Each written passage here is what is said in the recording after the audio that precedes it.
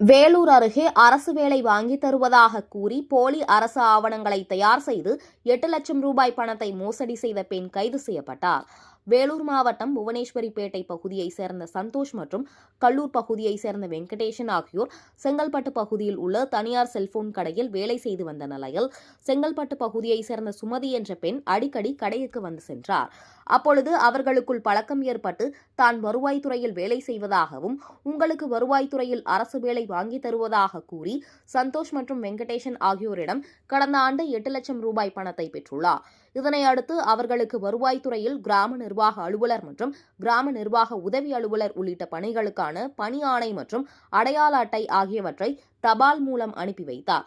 மேலும் இதுகுறித்து விசாரணை செய்த சந்தோஷ் மற்றும் வெங்கடேசன் சுமதி அனுப்பிய பணி ஆணை மற்றும் அடையாள அட்டை போலி என்பது தெரியவந்தது. இதனையடுத்து அவர்கள் சுமதியிடம் பணத்தை திருப்பி கேட்டபோது சுமதி பணத்தை தராமல் ஏமாற்றி வந்த நிலையில் இதுகுறித்து சந்தோஷ் மற்றும் வெங்கடேசன் குடியாத்தம் காவல் நிலையத்தில் புகார் அளித்தனர்.